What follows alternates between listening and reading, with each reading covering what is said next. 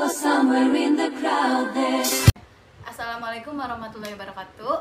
Alhamdulillahirrahmanirrahim. Wabihi nasta'in ala umuri dunia waddin. Wassalatu wassalamu ala asrafil anbiya'i wal mursalin wa ala alihi wa sahbihi ajmain.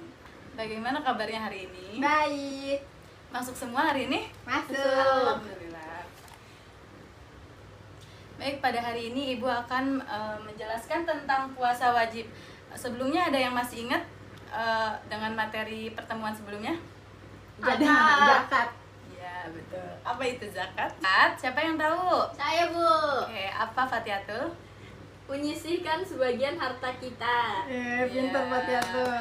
Terus, iya betul. Jadi zakat itu menyisihkan sebagian harta.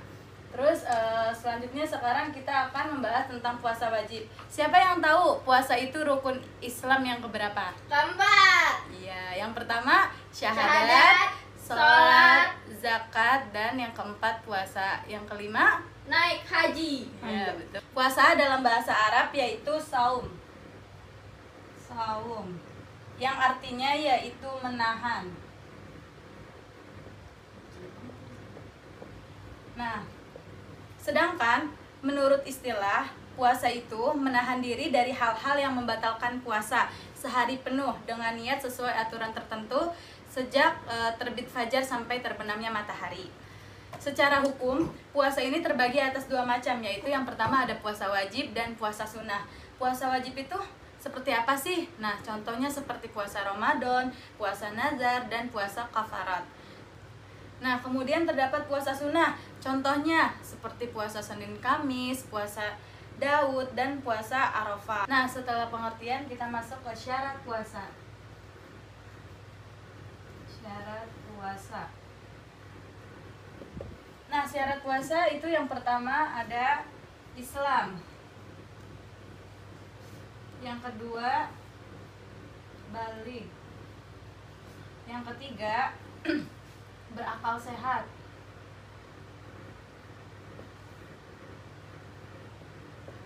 Yang keempat mampu.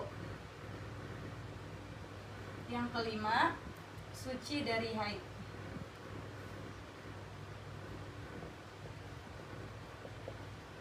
Atau nifas.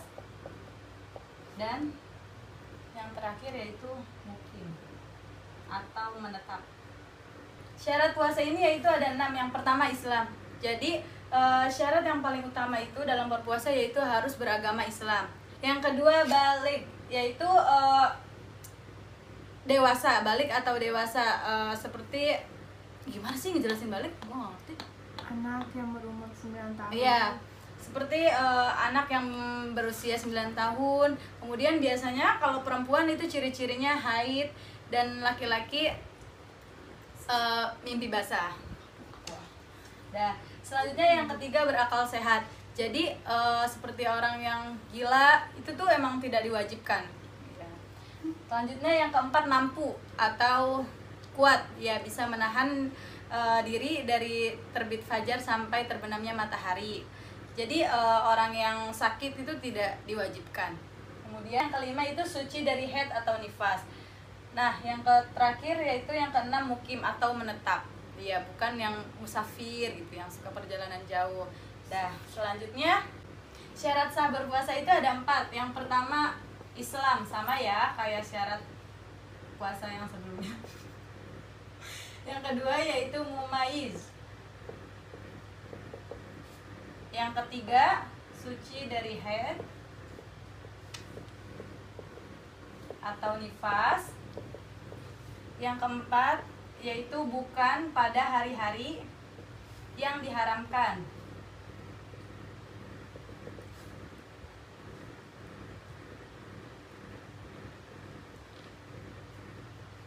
Nah, ada yang tahu yang kedua mumaiz itu apa? Enggak. Jadi mumaiz itu seseorang yang sudah membedakan antara yang baik dan yang buruk. Contohnya seperti mencuri itu baik atau buruk? Buruk. Jadi nggak boleh ya mencuri.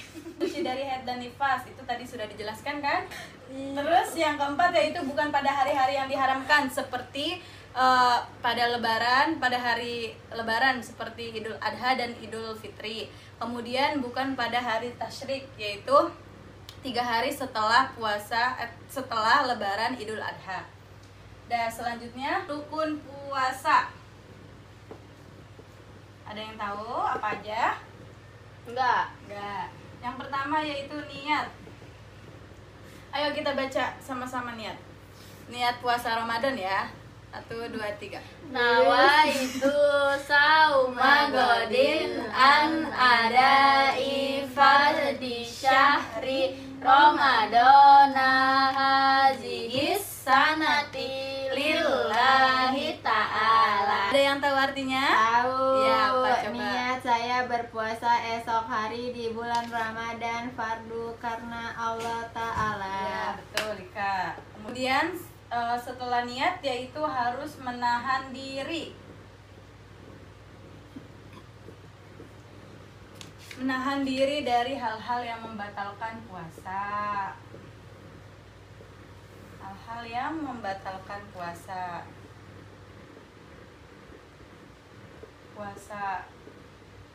Contohnya apa membatalkan puasa? Minum. Contohnya, terus selanjutnya yaitu orang yang berpuasa.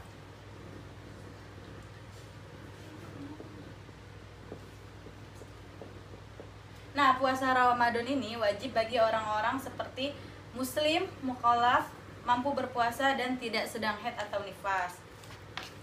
Selanjutnya sunah-sunah puasa. Yang pertama yaitu makan sahur.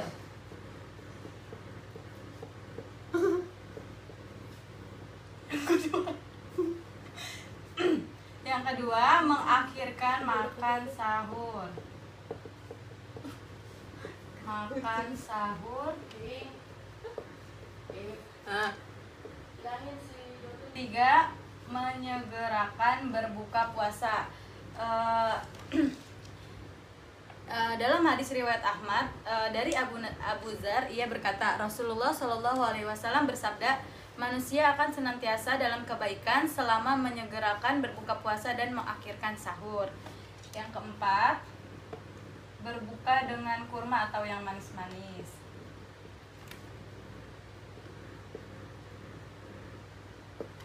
Nah, jadi itu ya sunah-sunah berpuasa.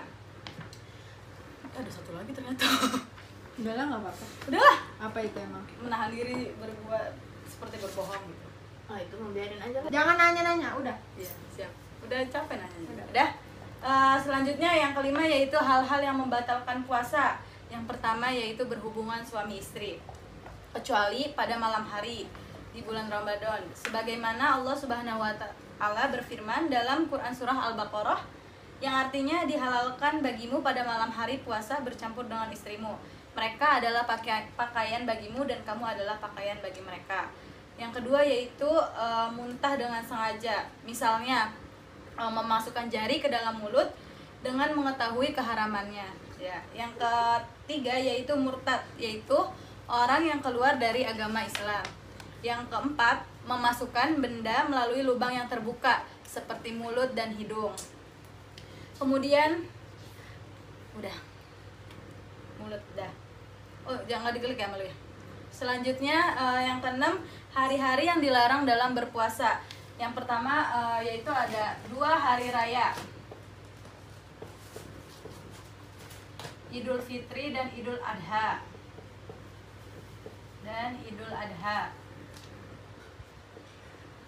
Kemudian hari-hari tasyrik, yaitu 3 hari setelah Idul Adha.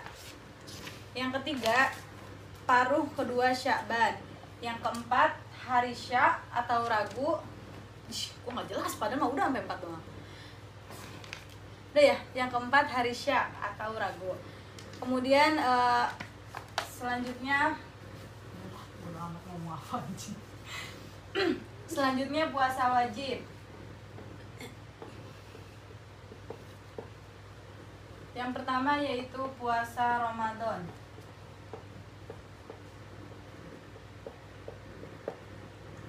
Nah, Ramadan menurut bahasa artinya pembakaran. Nah, istilah Ramadan telah menjadi nama salah satu bulan dalam sistem penanggalan Hijriah. Dengan demikian, puasa Ramadan adalah puasa yang dilaksanakan pada bulan Ramadan. Nah, hukum puasa Ramadan itu sendiri yaitu wajib dan merupakan salah satu rukun Islam. Mana ya? Kewajiban berpuasa Ramadan bagi umat Islam didasarkan pada dalil-dalil Al-Quran.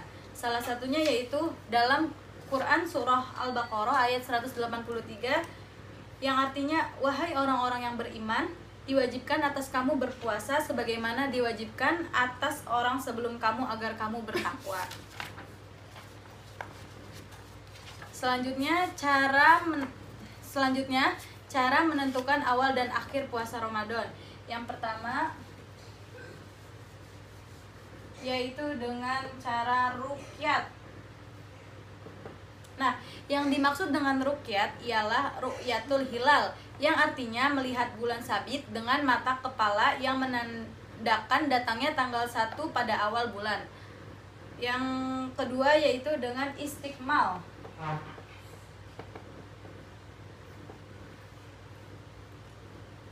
Selain melihat bulan sabit dengan mata kepala sendiri, yaitu ada istiqmal, artinya menyempurnakan. Nah, jika terdapat halangan untuk melihat ruqyat bulan, misalnya karena cuaca mendung, maka dilakukan dengan cara istiqmal. Apa sih istiqmal itu?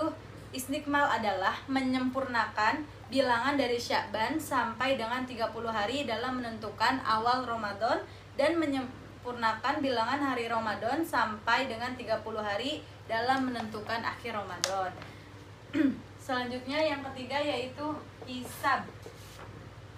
Nah, cara ini dilakukan dengan jalan menggunakan perhitungan ilmu falak atau ilmu astronomi.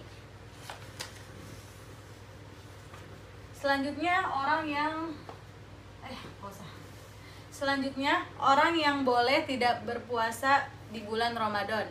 Yang pertama yaitu orang yang tidak mampu berpuasa. Tidak mampu berpuasa. Contohnya apa? Contohnya seperti kok contohnya sih? Hah? Capek banget.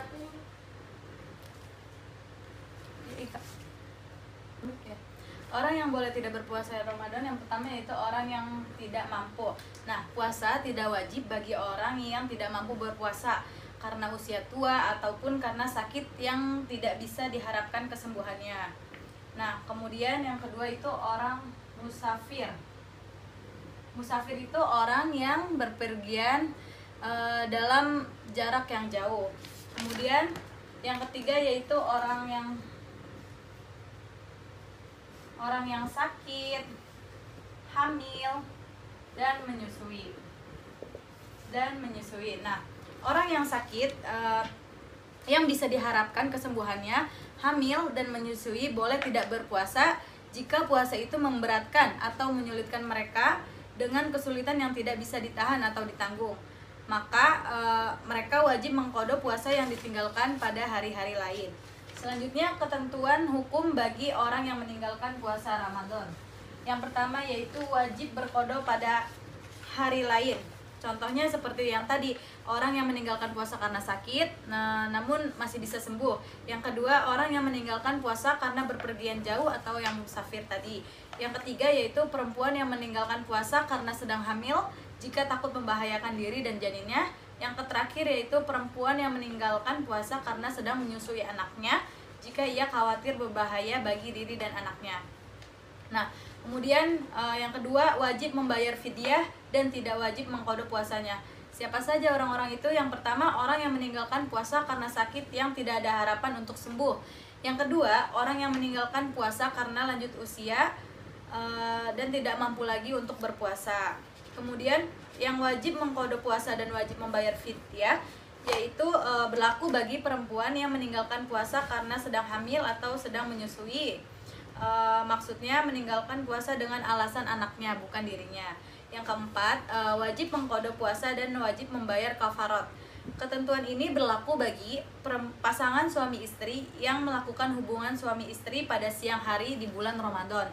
Nah, kafaratnya itu yaitu yang pertama bisa memerdekakan budak. Yang kedua, jika tidak mampu memerdekakan budak, maka berpuasa 2 bulan berturut-turut.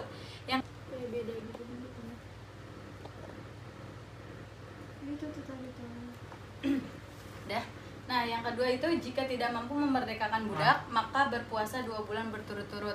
Nah, yang ketiga, jika tidak mampu berpuasa 2 bulan berturut-turut, maka harus memberi makan 60 orang fakir miskin. Nah, ketiga bentuk kafarat ini harus dalam pemahaman yang berurutan. Artinya, tidak boleh dipilih sesuai yang disukai.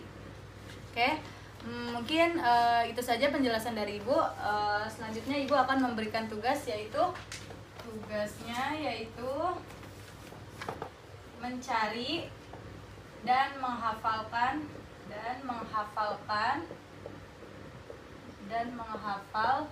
dalil tentang kewajiban berpuasa.